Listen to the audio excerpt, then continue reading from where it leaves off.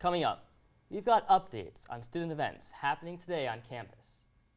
And info on a celebrity guest speaker coming to campus next week. We'll listen more right now on Newswave.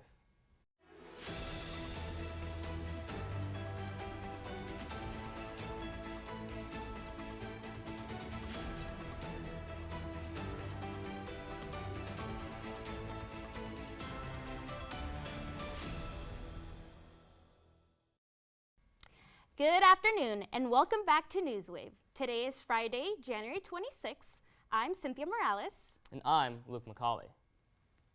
Today's first story considers Greek life here at Trinity. As we speak, Greek organizations are setting up and getting excited for Bid Day, where Trinity's local fraternities and sororities will accept their new members. Bid Day comes after a packed fall semester rush, where organizations met with students, threw parties, and hosted other fun events. Earlier this week, leading up to Bid Day, potential new members, also known as PNMs, ranked their top 3 organizations. Then, Greek organizations voted on which students they wanted for their fraternities and sororities and cast their bids. This afternoon, PNMs will find out which organization has offered them a bid outside the Coate Student Center. Finally, the celebration reaches its climax at the fountain, where students run to join their chosen organizations for some celebration and a lap for the water. Congratulations to everyone in Greek life and all those accepting bids today on another successful rush season. In addition to Bid Day, tonight at 8:30 Central Time, the San Antonio Spurs will tip off against the Portland Trailblazers, with 400 Trinity students in attendance free of charge.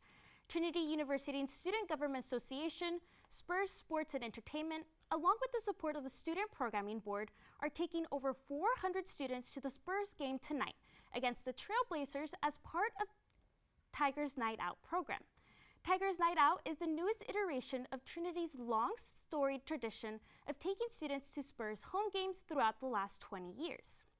Newswave associate producer and student body president Danny Nguyen is looking forward to the event, stating, quote, "We are excited to be working with the San Antonio Spurs for a continued tradition of giving Trinity students an opportunity to interact and engage with their college city in a fun and memorable way.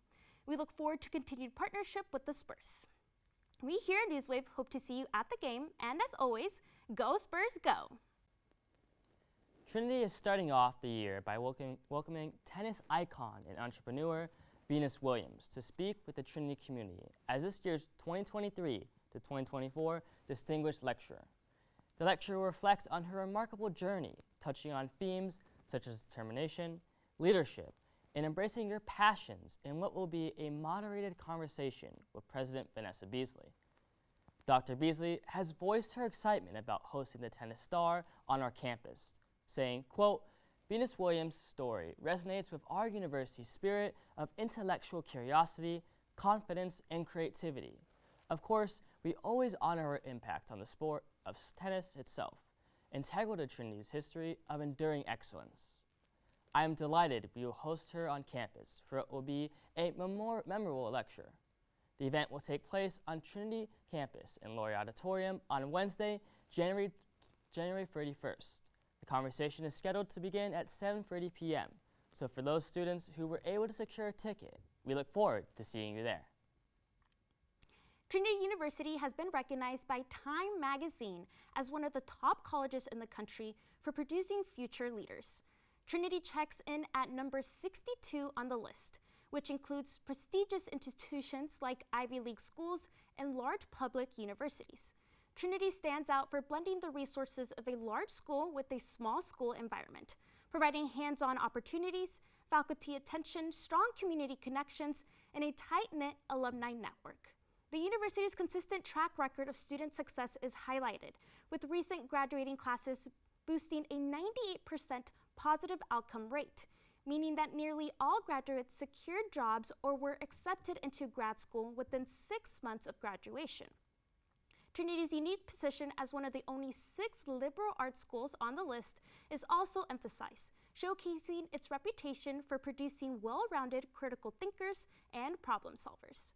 Trinity's success is a tribute to its enduring values, its commitment to intentional inclusion, and passion for everlasting discovery. The university emphasizes the importance of being curious, fostering an environment where aspiring leaders learn to question answers, build bridges, and lead with compassion. Trinity expresses excitement about the future and anticipates the positive impact the next generation of leaders nurtured at this university will have on the world. Still up ahead, we've got your Trinity weather update.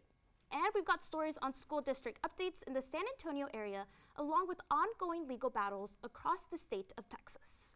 Stick around. We'll be right back in 30 seconds. How far you go in life depends on your being tender with the young, compassionate with the aged, sympathetic with the striving, and tolerant of the weak and the strong. Because someday in life you will have been all of these. All of us want to do well, but if we do not do good too, then doing well will never be enough. Welcome back to Newswave. Just last week, 2 San Antonio Independent School District leaders resigned following a district-wide shutdown.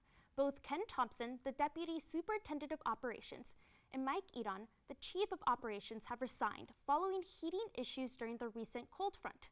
According to KSAT.com, some schools experienced classroom temperatures around 50 degrees, and around 70% of schools in the district experience some type of heating issue. The lack of classroom heating caused schools across the district to shut down for the remainder of the week. District Superintendent Jamie Aquino thanked the resigned district leaders for their contributions and also noted the abundant problems in the SAISD, including, quote, aging infrastructure, system failures, and being underfunded by the state. The district has also noted that the days of school missed due to the closures will not be counted as unexcused absences and will not prevent children from earning a perfect attendance award. San Antonio ISD was able to resume classes this week, but concerns still loom if another cold spell strikes the region. Despite last week's grim skies, we're hoping for better weather over the horizon. Up now, you've got your weekly weather forecast with Newswave's Chief Meteorologist, Luke Morton. Good afternoon, everyone, and welcome to the first show of the spring semester. My name is Luke Morton, and I'm the Chief Meteorologist here at Newswave. This past week has been very rainy, so hopefully you guys didn't get too wet this week. This weekend looks to be a lot nicer, though. The sky should be mostly sunny with highs in the low to mid-60s.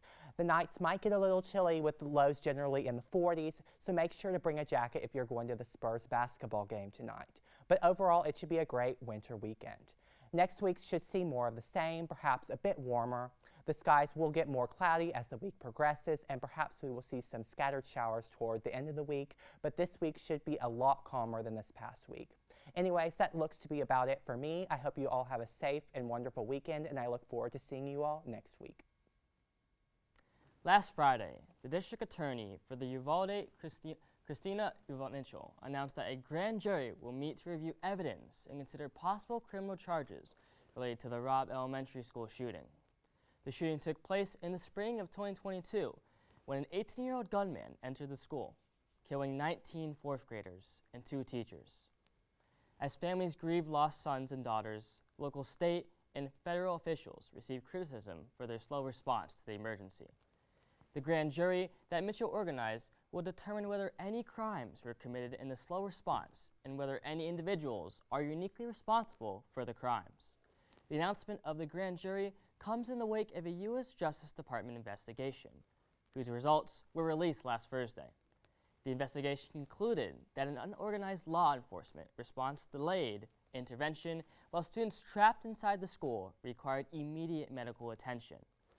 Although the investigation supports Mitchell's argument of negligence in the response, the district attorney announced that she had planned on convening the grand jury well before the Justice Department released its findings. As the grand jury selection process approaches, Mitchell released a statement acknowledging, quote, "I am continuously mindful of my responsibility to the victims, their families, to those under a cloud of accusation, and to our community." Tensions continue to grow between Texas and President Biden's cabinet over migrants at the U.S.-Mexico border. Texas is refusing to deploy Border Patrol agents near Shelby Park and Eagle Pass. an overflowing spot where migrants cross illegally to the United States. Recently, the Texas Military Department seized control of Eagle Pass as part of Abbott's Operation Lone Star. Governor Greg Abbott states that, quote, Texas won't allow Border Patrol agents on the property anymore.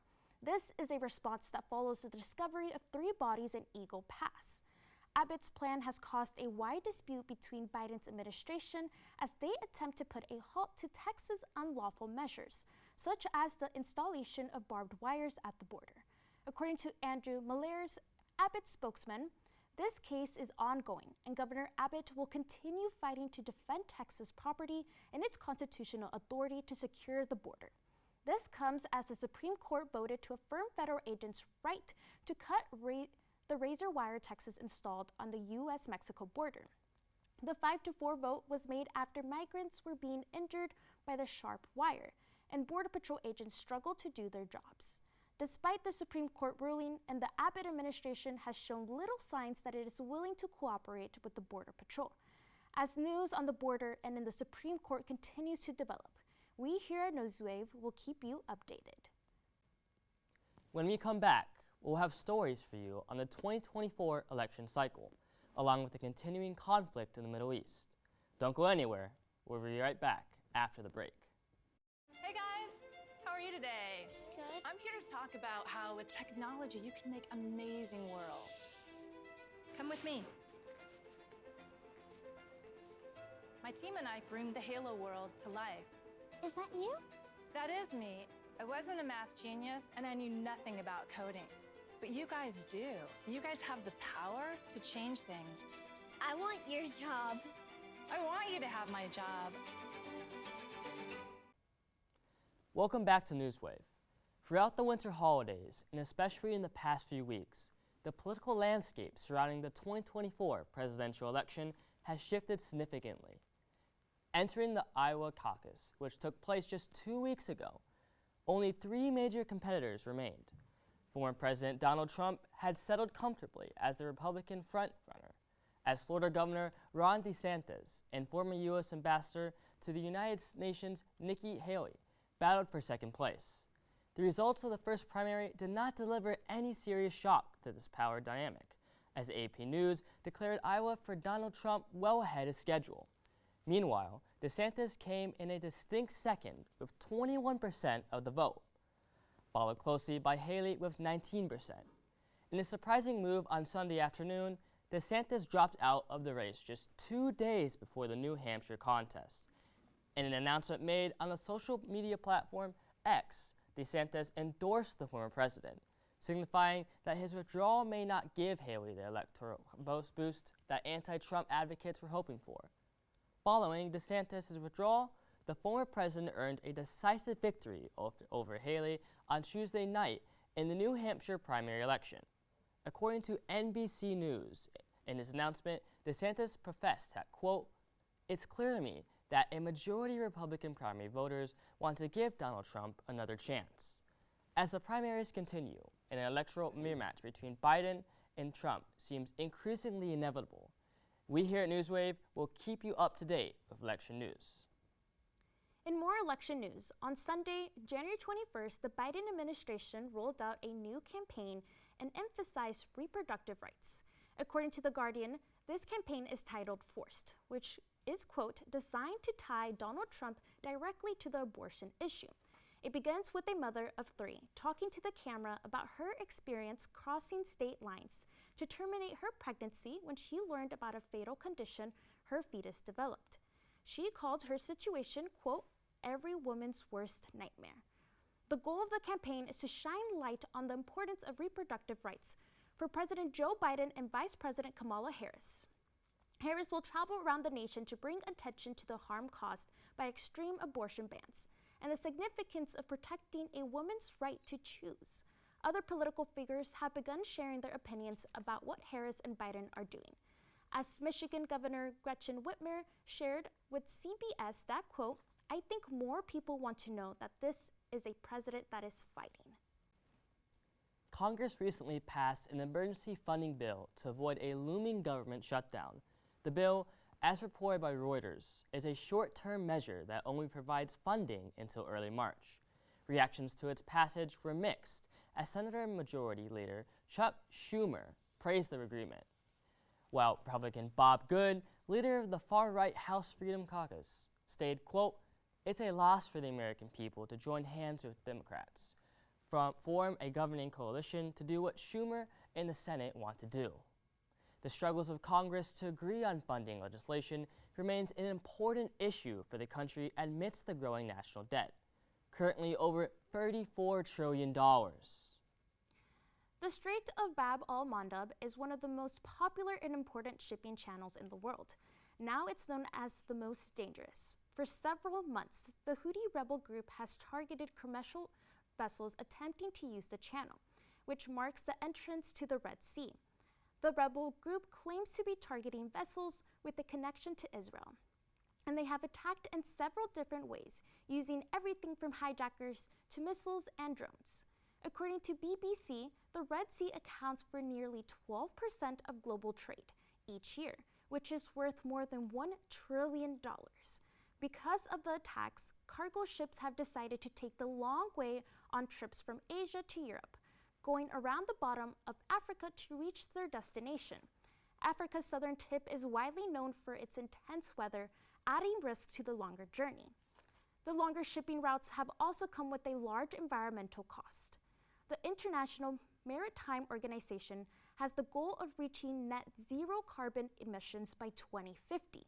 But Rico Luman, a transport economist, claims that, quote, "If this continues, shipping won't be able to reach a reduction of emissions this year." Experts have suggested the Red Sea crisis could last for months, further dismantling the international economy and increasing carbon emissions. As this story develops, we here at Newswave will be sure to bring you the most recent updates. Stick around for our final segment, where we will catch you up on our international news and deliver your campus sports updates. We'll be right back after the break. Patriotism. It inspires passionate debate and it's worn like a badge of honor with good reason, because it means love and devotion for one's country. But what really makes up this country of ours? It's the people. To love America is to love all Americans. This year, patriotism shouldn't just be about pride of country. It should be about love. Love beyond age, sexuality, disability, race, religion, and other labels. Because love has no labels. Welcome back to Newswave. A deadly shelling in the Russian-controlled city of Donetsk has resulted in significant casualties. At least 28 people have been killed and 30 injured, including 2 children, near a market. Russian officials are blaming Ukraine for the attack, a claim that Kyiv vehemently denies. The Russian Foreign Ministry described the incident as a, quote, "barbaric terrorist attack," while Ukraine's armed forces have refuted these accusations, arguing their non-involvement in this incident. A statement on the Facebook page of the Armed Forces Command said, quote, "We recently declare that the forces under the control of the Tverya military formation did not engage in combat operations in this case." Russia has responded with outrage to previous Ukrainian attacks, while responsible for thousands of civilian deaths following its full-scale invasion of Ukraine. Antonio Guterres, the Secretary General of the United Nations, said, quote, "The Secretary General strongly condemns all attacks against civilians and civilian infrastructure, including today's shelling of the city of Donetsk in Ukraine. The largely static region of Donetsk is not fully controlled by Russian forces and is one of 4 Ukrainian regions that Moscow said in 2022 it would recognize as Russian territory, an annexation process which is illegal under international law. This is a developing story, and we will continue to provide updates as more information becomes available. As the spring semester gets into full swing, Newswave has your weekly sports update with our sports editor, Caleb Reed. Take it away, Caleb. My name is Caleb Reed, and let's get right into it. Firstly, Trinity Tiger basketball has been lighting up the nets, with both the men's and women's teams setting their sights on the playoffs with just about a month to go. The men hold a number 10 national ranking heading into the final 4 weeks of conference play, possessing a 16-1 record with 2 games scheduled for this weekend. The team's only loss wasn't by much, a 65-66 defeat at the hands of St. Thomas in early January. The season has seen the emergence of two freshman talents, with Christian Green and Dean Balo posing a key double threat for defenses. In addition, senior Tanner Brown scored his 1,000th point during the most recent game as Trinity took a 76-73 overtime victory over Texas Lutheran here in San Antonio. Brown was second on the team with 15 points, going 6 of 9 from the field with some steals on defense to mark a fantastic all-around performance. Meanwhile, over on the women's side, the team struggled slightly over the winter break, dropping 4 of 5 games, including 3 of 4 games during a Christmas road trip. Leading scorer Natalie Anderson went down with a knee injury before the break, but they have relied on perimeter shooting from Josie Napoli, Jamie Reedy, and Kylie Minter to make up for the missing force down low. The team also got a new face in the form of midseason transfer Natalie Greenwood, who has played well to this point in a season that includes a 15-point performance against Centenary. Meanwhile, over in professional sports, we've hit the quiet part of the season, with football coming to a close and baseball waiting for spring training to recommence. Over in the NFL, the conference championship rounds are right around the corner, with the San Francisco 49ers and Detroit Lions set to do battle in the NFC, while the Baltimore Ravens and Kansas City Chiefs will decide who will represent the AFC. The Lions have become America's sweetheart so far this season, defeating some strong competition en route to their first NFC Championship appearance since 1992. They will face off against the 49ers team that took down the Packers after earning the bye and have their sights set on a potential return to the Super Bowl under young underdog quarterback Brock Purdy. Over in the AFC, the Chiefs will face off against the Ravens in a game that promises to be fantastic. Meanwhile, across the country in Los Angeles, the Chargers announced that they have agreed to terms with former Michigan head coach Jim Harbaugh, who won his school's first national championship since 1948 earlier this year. The Chargers fired former head coach Brandon Staley before the end of the regular season after an embarrassing 63-21 loss in primetime a couple of weeks before Christmas, and now the West Coach now returns to his old stomping grounds to lead a talented offense. Meanwhile, in the NBA, big news came out of Milwaukee on Tuesday when it was announced that head coach Adrian Griffin had been fired by the team despite a 30-13 start to the season. The team reportedly had locker room issues between star personalities that led to Griffin's firing, but it was a very surprising decision for a team that was second in the Eastern Conference at the time. Later that day, it was announced that longtime head coach Doc Rivers had been hired in Griffin's place, and he will look to keep the momentum for a team that many projected to be near the top of the conference. Additionally, the NHL continues rolling along, with the Dallas Stars sitting third in their conference at a 47-28-13 record so far. That's it for me. I hope that everybody has a fantastic weekend, and make sure to take care. The Palestinian death toll from the war between Israel and Hamas has surpassed 25,000, according to the Hamas-run health ministry.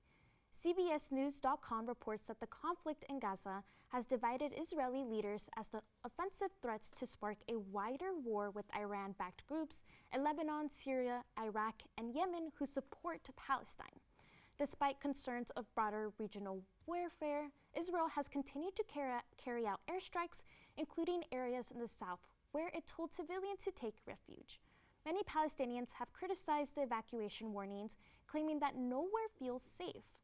Since the start of the war, 26,105 Palestinians have died, and 62,681 Palestinians have been wounded. Israeli officials say that the fighting will likely last several more months. UN Secretary General Antonio Guterres acknowledged the situation, arguing that, quote, "The Middle East is in a tinderbox. We must do all we can to prevent conflict igniting across the region. And that starts with an immediate humanitarian ceasefire to relieve the suffering in Gaza." Our final story for this week considers presidential elections in Taiwan. Over the break, Taiwan's Democratic Progressive Party won its third consecutive presidential campaign after warnings from China that the re-election may lead to more conflict. Lee Ching-ti, the newly elected president of Taiwan, said in a statement, quote, "The election has shown the commitment of the Taiwanese people to democracy, which I hope China can understand. The election shows that Taiwanese people largely support Taiwan's status as a sovereign nation and seek to create more relationships with other democratic countries. China, ruled by the Communist Party, believes that Taiwan is part of its territory, but the Democratic Progressive Party believes that its future is controlled by the Taiwanese people. This election is happening as the U.S. is trying to steady their relationship with China after recently backing Taiwan during the previous president's term.